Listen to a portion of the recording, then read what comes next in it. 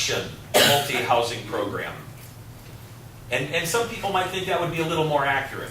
But I want you to think about this. I'm not asking people to sign a crime reduction lease agreement. If you move in here, we want you to reduce your criminal activity by, say, 40%. I mean, as property managers, can you see your leasing people going, hey boss, guess what? This last person that moved in, I got them to sign a 50% reduction on their lease agreement. They're going to reduce their criminal activity by 50%. And the other leasing person says, big deal, I got somebody yesterday that agreed to reduce their criminal activity by 80%. No. The crime-free program says what it means what it says. We expect you to live crime-free. You will sign a crime-free addendum to your lease, and if you violate it, one strike, you're out. That's what crime-free means. So now we understand what crime-free means. We have to understand what is multi-housing. Kim, if you could, please come over here and adjust the air conditioning just a little bit. Maybe bump it up 2 degrees so we keep people more comfortable. Thank you. What is multi-housing? Multi-housing is any rental property with 2 or more dwelling units. So this program works for duplexes. It actually works for single-family homes. I just had a guy come through the class a couple months ago, and he's got something like 30 rental homes that he owns. And he's doing the crime-free addendum and the basic crime-free program in all of his single-family homes. Thank you, Kim. You can do this program in any rental property. Now, I know I've got a couple people that are in here from townhomes and condominiums. The first thing you need to understand, this program does not apply to any owner-occupied condominiums. They own that place. You cannot evict them. But you can put a rule, or in your CC&Rs, you can have a provision that says, if you're going to rent out your condominium, if you're going to rent out your townhome, you must follow the crime-free program. You must do background checks. You must do the crime-free addendum. You must provide proof that you've done this. And you're going to need to work with your attorney to make sure you're doing this legally. Make sure he approves or she approves whatever paperwork you circulate to the people that are there. And then if their renters, their residents don't follow the crime-free program, you serve a notice to the owner. Now they may be in Las Vegas, they may be in Los Angeles, they may be in Canada, I don't know where they live. And if they choose not to enforce those rules, if they tell you, I don't care if the renter is a dirty, rotten, low-down, scum-sucking drug dealer, he pays his rent on time every month, then you're going to have to put a lien on the condo. You put fines to that owner. You start fining them. The same way you would as if they painted their condominium Pepto-Bismol pink. The same way as if they put a 30-foot tower and antenna on the roof. You serve them the appropriate fines. And if they don't pay the fines, you lien them. This is not a police matter. Can't call the police and say, I'm having problems. You have to call your attorney and say, we're having a problem. They're not following our CC&Rs. I'm not going to spend a lot of time talking about condominiums and townhomes today.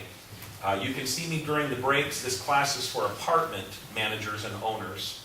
But during the break, certainly see me and we can talk about that. The attorney that's coming in at 3:30 will happily take your questions on those issues as well.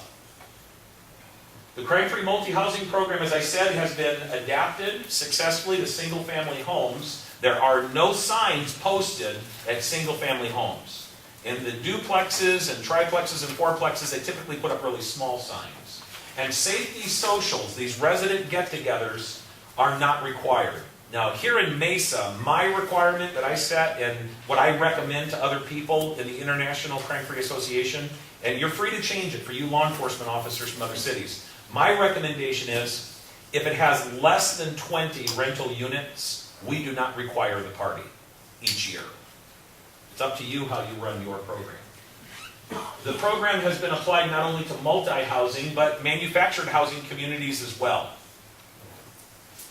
Earlier this week, I was teaching a program for hotel motel, and the week before, mobile housing and self-storage lockers. We've got the program for condominiums and townhomes as well as hotel motel. In fact, this program can be applied to any house except an outhouse. I've never seen a way to make it work there. I do like this particular one. Up here it says management, and down here it says employees. But any type of rental housing, crime-free, will work. This is the only three-phase certification program of its type in the country. It's by far the biggest. It's by far the best compared to any other program. We've got an international association. All of you officers that are here, we want you to become a part of that association. It's free. We don't charge any money for that. We want you to have the resources so that when you're starting your program and you have questions along the way, you've got resources. You can post a question on the forum, and then I say tape your hair on, because you're probably going to get bombarded with a lot of responses from people saying, we had that exact problem in our city, here's how we dealt with it. We're also going to be looking at developing a model like this for property managers. I'll be talking about that a little bit later on today. The program has spread across the United States, Canada. I thought I blinked out these slides. I apologize. We flipped through there. And I want to talk now about our goals. The first goal that I had for this program was to empower you as community leaders. As the manager of that rental property, you're like the mayor. You're kind of like the sheriff. In some cases, you're the therapist, the pastor, the priest, the letter carrier, the UPS deliverer. I mean, you're all those things. You wear a lot of hats. People look up to you for leadership in that community. You're truly a leader. One of the misunderstandings about the crime-free program is they say, you're putting the manager in the role of the police. Absolutely not.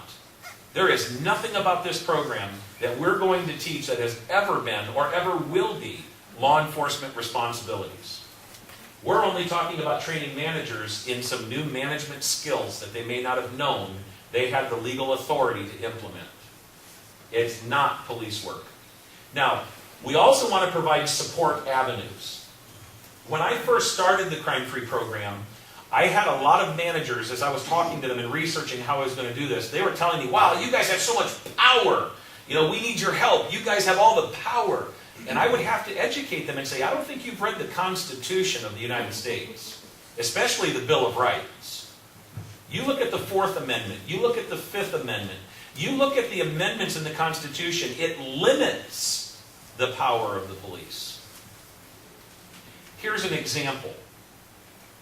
I need a police officer down here because there's a lot of activity going on in this apartment, and I think the police need to do something about it. So the police go up, knock on the door, they don't answer the door. Knock on the door again, they're not going to answer the door. We can kick in the door, can't we? No. What do we need to get into that apartment? Open the door. We're going to have a warrant or consent search. That's it. We cannot go into that apartment. If we kick down the door, we've just violated their civil rights. They've got an expectation to privacy while they're in that apartment. Now, you on the other hand, as the management, forget about HOAs for a moment, the property manager at an HOA. I'm talking about apartment managers. You serve in Arizona a 48-hour notice. It's going to vary the time span from city to, or state to state. But you serve a 48-hour notice to say, we're coming in to inspect the apartment. They can't stop you. Now, granted, you're not going to knock them over and knock them to the ground and go in. But if they don't let you in, you can begin the eviction process. Now, if they've got a reason why they're not letting you in, maybe they'll get 2 strikes. But the point is, they have to let you in. And if they keep refusing to let you come in, you can deal with that through eviction. Because the law says you have a right to go in there. Now, a police officer goes into an apartment and they get consent and they're talking to the person, and the officer asks, can I go back there in that bedroom and kind of look around? They say, it's okay with me, but it's not my bedroom. That's my roommate's bedroom. Can they give consent to the police to go and search that room? No, they can't. Again, because of that expectation of privacy.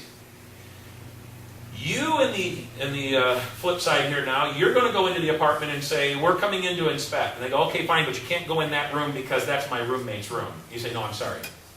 That's not your roommate's room. That's my room. I'm renting it to them. I think it was President Roosevelt. I need to Google this and find out. He went out to an Air Force